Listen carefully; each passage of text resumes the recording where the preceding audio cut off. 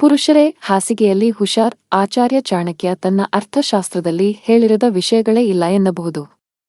ಅದರಲ್ಲೂ ಗಂಡು ಹೆಣ್ಣಿನ ಗುಣಗಳ ಬಗ್ಗೆ ಮತ್ತು ಹೆಣ್ಣು ಗಂಡಿನೊಡನೆ, ಗಂಡು ಹೆಣ್ಣಿನೊಡನೆ ಹೇಗೆ ವರ್ತಿಸುತ್ತಾರೆ ಎಂಬ ಬಗ್ಗೆ ಹಲವು ವಿಚಾರಗಳನ್ನು ಮುಕ್ತವಾಗಿ ಹೇಳಿದ್ದಾನೆ.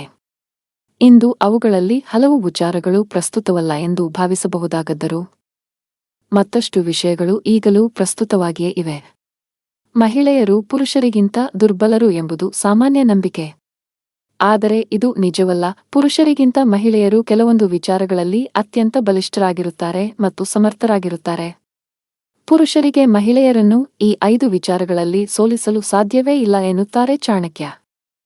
ಆ 5 ವಿಚಾರಗಳು ಯಾವುದು ನೋಡಿ. ಚಾಣಕ್ಯ ನೀತಿಯಲ್ಲಿ ಮಹಿಳೆಯರು ಬಗೆಗಿನ ಸೂತ್ರ ಹೀಗಿದೆ: ಸ್ತ್ರೀನಾಂ ದ್ವಿಗುಣ ಆಹಾರೋ ಲಜ್ಜಾ ಚಾಪಿ ಚತುರ್ಗುಣ ಸಾಹಸಂ ಷಡ್ಗುಣಂ ಚೈವ ಕಾಮಶ್ಚಾಷ್ಟಗುಣ ಸ್ಮೃತ. ಇದರ ಅರ್ಥ ಹೀಗಿದೆ: ಮಹಿಳೆಯರಲ್ಲಿ ಆಹಾರ ಎಂದರೆ ಹಸಿವು ಪುರುಷರಿಗಿಂತ 2 ಪಟ್ಟು ಹೆಚ್ಚಾಗಿರುತ್ತದೆ. ನಾಚಿಕೆ ಎನ್ನುವಂತಹದ್ದು ಪುರುಷರಿಗಿಂತ 4 ಪಟ್ಟು ಹೆಚ್ಚಾಗಿರುತ್ತದೆ. ಧೈರ್ಯವು ಪುರುಷನಿಗಿಂತ 6 ಪಟ್ಟು ಹೆಚ್ಚಾಗಿರುತ್ತದೆ. ಆದ್ದರಿಂದಲೇ ಮಹಿಳೆಯರನ್ನು ಶಕ್ತಿ ಸ್ವರೂಪಿ ಎಂದು ಪರಿಗಣಿಸಲಾಗುತ್ತದೆ. ಅದೇ ಸಮಯದಲ್ಲಿ ಮಹಿಳೆಯರಲ್ಲಿ ಲೈಂಗಿಕ ಬಯಕೆಯು ಪುರುಷರಿಗಿಂತ 8 ಪಟ್ಟು ಹೆಚ್ಚಾಗಿರುತ್ತದೆ ಎಂದು ಹೇಳಲಾಗಿದೆ. ಅಂದರೆ ಹಾಸಿಗೆಯಲ್ಲಿ ಹೆಣ್ಣನ್ನು ಮಣಿಸಲು ಪುರುಷನಿಗೆ ಎಂದು ಸಾಧ್ಯವಿಲ್ಲ. ಆಚಾರ್ಯ ಚಾಣಕ್ಯರ ಪ್ರಕಾರ ಮಹಿಳೆಯು ಈ 8 ವಿಚಾರಗಳಲ್ಲಿ ಪುರುಷರಿಗಿಂತ ಹೆಚ್ಚು ಸಮರ್ಥಳು. ಆಹಾರ ಸೇವನೆ, ನಾಚಿಕೆ, ಧೈರ್ಯ, ಕಾಮ, ರೂಪ ಮತ್ತು ಯೌವನ, ಮಧುರವಾದ ಮಾತು, ದಯೆ ಮತ್ತು ಸಹಾನುಭೂತಿ, ಬುದ್ಧಿವಂತಿಕೆ, ಬಹುವೀರ್ಯಬಲಂ ರಾಜ್ಯೋ ಬ್ರಾಹ್ಮಣೋ ಬ್ರಹ್ಮವಿದ್ಬಲಿ, ರೂಪಯೌವನ ಮಾಧುರ್ಯಂ ಸ್ತ್ರೀನಾಂ ಬಲಮನುತ್ತಮನ್ ಎಂದು ಚಾಣಕ್ಯ ಹೇಳುತ್ತಾನೆ. ಅಂದರೆ ರಾಜರ ಬಲವೆಂದರೆ ಸ್ನಾಯು ಶಕ್ತಿ ಎಂದರೆ ದೈಹಿಕ ಶಕ್ತಿ, ಆಯುಧಗಳು ಮತ್ತು ಅವರ ಸೈನ್ಯ.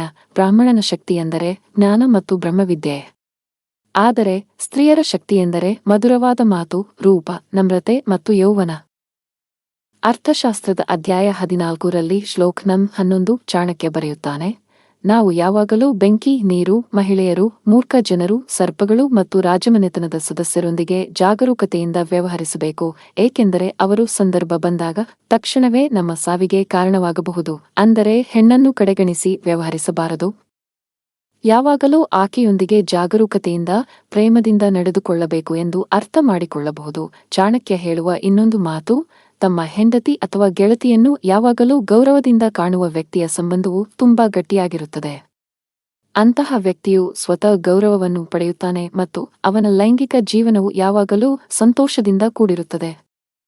ಉತ್ತಮ ಲೈಂಗಿಕ ಶಕ್ತಿ ಹೊಂದಿದ ಪುರುಷ ಅಥವಾ ಸ್ತ್ರೀಯ ಚಿತ್ತವನ್ನು ಸೆಳೆಯಲು ಅನ್ಯರು ಪ್ರಯತ್ನಪಡುತ್ತಿರುತ್ತಾರೆ. ಆದರೆ ಅದನ್ನು ಕಾಲ ಕಸದಂತೆಯೇ ಕಾಣಬೇಕು. ಜಗತ್ತಿನಲ್ಲಿ ಲೈಂಗಿಕ ಸುಖವುಳ್ಳ ಉತ್ತಮ ದಾಂಪತ್ಯಕ್ಕಿಂತ ಮಿಗಿಲಾದುದು ಯಾವುದೂ ಇಲ್ಲ.